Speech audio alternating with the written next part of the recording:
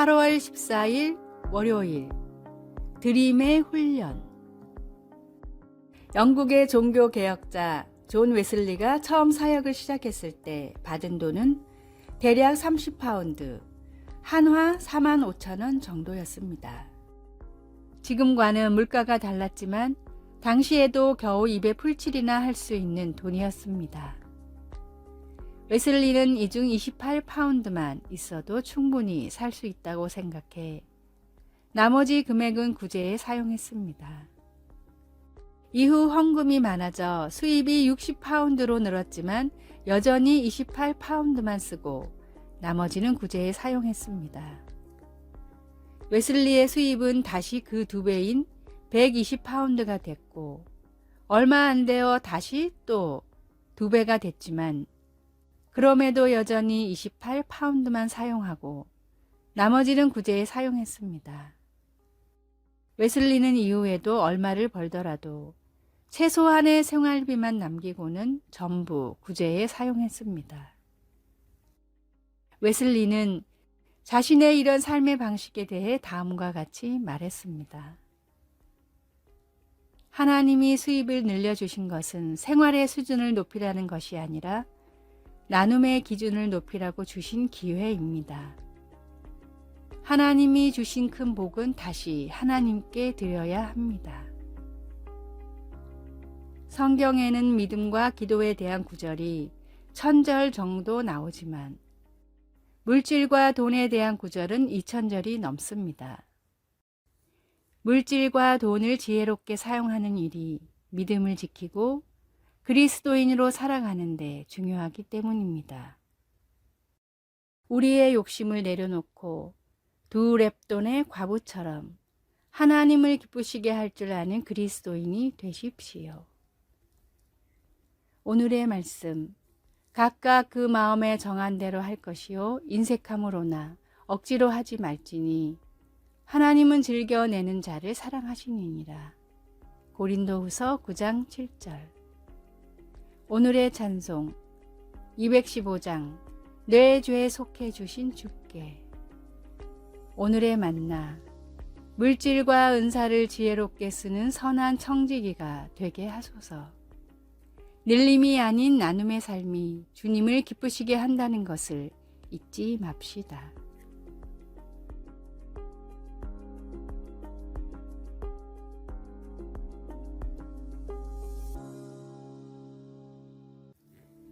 (8월 15일) 화요일. 하나님은 아십니다. 대형 추상화 작품을 감상하려고 멈추어 서 있던 한 부부가 그림 아래에 열려있는 물감통과 붓이 있는 것을 보았습니다. 부부는 그것을 누구나 창작에 참여할 수 있는 미완성 작품으로 짐작하고 물감으로 몇 번 색을 칠한 후 그 자리를 떴습니다. 하지만 작가는 그림의 재료를 완성된 작품의 일부로 여겨 그곳에 의도적으로 전시했던 것입니다.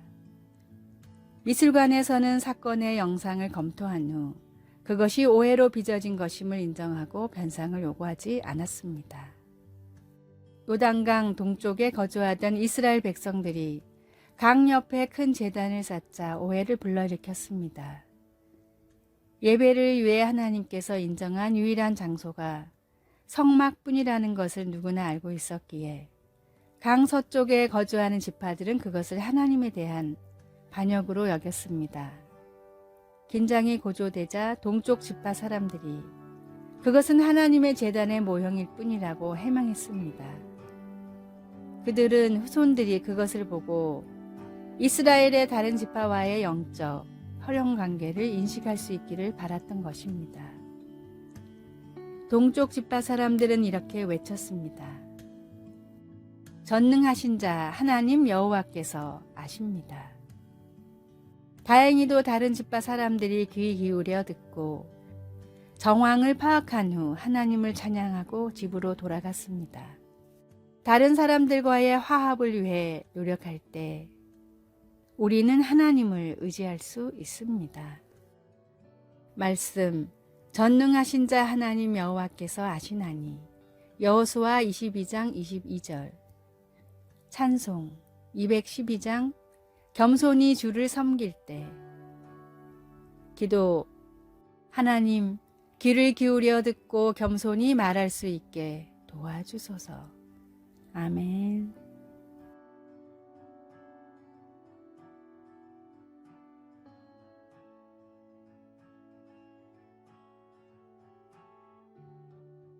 (8월 16일) 수요일. 행복을 만드는 힘. 역사상 10손가락 안에 꼽히는 대제국인 에스파냐와 로마 제국을 무너뜨리고 유럽을 점령한 나폴레옹은 숨을 거두기 얼마 전 자신의 인생을 다음과 같이 회고했습니다.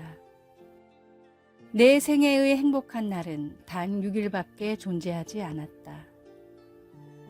불가능은 없다. 오늘의 불행은 잘못 보낸 지난 시간의 보복이다. 라는 말을 남긴 나폴레옹과는 전혀 어울리지 않는 말이었습니다.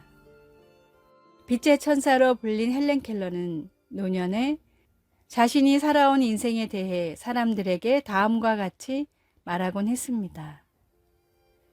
내 인생에서 행복하지 않았던 날은 단 하루도 없었습니다. 보지도 듣지도 말하지도 못하는 선천적 장애를 안고 태어났지만 평생을 다른 일을 위해 힘써왔던 헬렌 켈러의 삶은 온 유럽을 정복했던 황제 나폴레옹의 삶보다 행복하고 값진 삶이었습니다. 세상의 모든 것을 누리는 한평생보다도 주님을 믿고 주님의 말씀을 행하며 살아가는 단 하루가 훨씬 값지고 행복한 삶입니다. 우리의 삶은 지금 불행합니까? 아니면 행복합니까? 참된 행복이 있는 주님의 곁을 한평생 떠나지 마십시오. 오늘의 말씀. 주의 궁정에서 한 날이 다른 곳에서 첫날보다 나은즉 악인의 장막의 거함보다 내 하나님 문지기로 있는 것이 좋사오니. 시편 84편 10절. 오늘의 찬송 435장 나의 영원하신 기업. 오늘의 만나.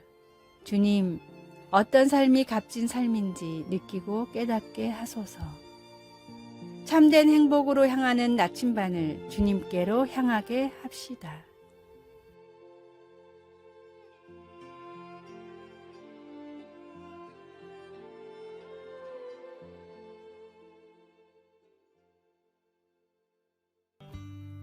(8월 17일) 목요일. 열쇠. 토마스 키팅의 고전 인간 조건이라는 책에는 잊지 못할 이야기가 있습니다. 집 열쇠를 잃어버린 선생님이 풀밭에 엎드려 열쇠를 찾고 있었습니다. 열쇠를 찾는 선생님을 본 제자들도 함께 찾았지만 열쇠는 안 보였습니다.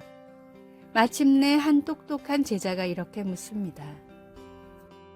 선생님, 열쇠를 어디서 잃어버렸는지 혹시 기억나세요? 선생님이 대답합니다.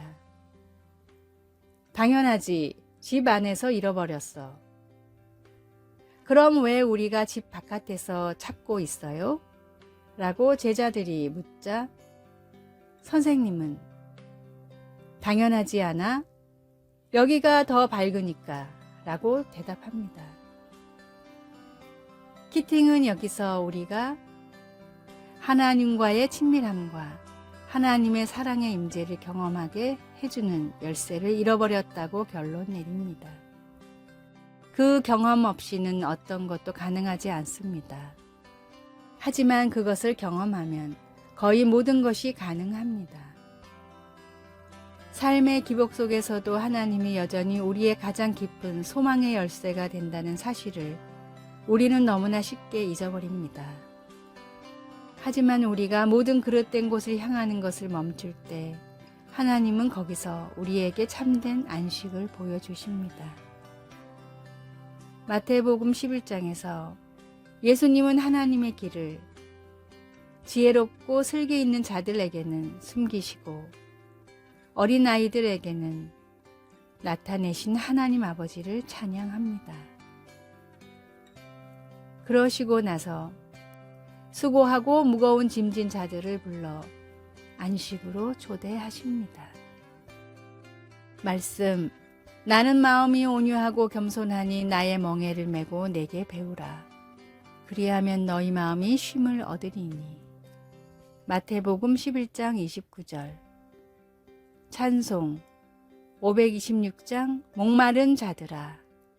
기도. 가장 화려해 보이는 곳에서 만족을 찾으려 하는 저의 모습을 자주 봅니다.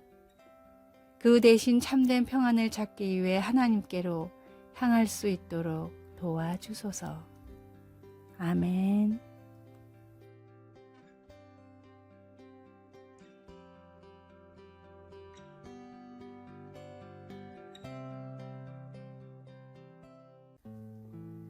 (8월 18일) 금요일. 아침은 드셨습니까? 미국 PCA 장로교단의 파송으로 한국에서 33년간 선교를 한 알빈 스넬러 선교사는 은퇴 후 미국에서 한국어로 성경을 가르칠 정도로 한국을 사랑했습니다. 아직 교회가 없는 농어촌 지역에 교회를 세우며 또한 신학교에서 후학 양성에도 열심을 내셨던 알빈 선교사는 강의 때마다 학생들에게 같은 질문을 던졌습니다. 여러분, 아침은 드시고 오셨습니까? 강의 시간이 아침이든 점심이든 혹은 저녁이든 선교사는 항상 아침을 먹고 왔냐고 물었습니다. 외국인이라 한국말이 서툴러서 하는 질문이라고 생각하기에는 그의 한국어는 매우 유창했습니다. 결국 호기심을 못 이긴 한 학생이 왜 매번 아침을 먹고 왔냐고 물으십니까? 라고 물었습니다. 제가 말한 건 육의 양식이 아니라 영의 양식입니다. 학생들의 육의 양식은 잘 챙기는 것 같은데 영의 양식은 아침도 잘 안 챙겨 먹고 오는 것 같습니다. 하나님의 말씀을 정말로 영혼의 양식이라 믿는다면 끼니를 챙기듯이 말씀을 챙겨야 합니다. 하루를 살아갈 힘이 되며 우리의 약속이 되시는 주님의 말씀을 매 끼니 챙기십시오. 오늘의 말씀. 썩는 양식을 위하여 일하지 말고 영생하도록 있는 양식을 위하여 하라. 이 양식은 인자가 너희에게 주리니 인자는 아버지 하나님의 인치신 자니라. 요한복음 6장 27절. 오늘의 찬송 202장 하나님 아버지 주신 책은. 오늘의 만나. 생명의 양식인 주님의 말씀을 중히 여기며 자주자주 보게 하소서. 살아갈 힘이 되며 우리의 약속이 되시는 주님의 말씀을 매 끼니 챙깁시다.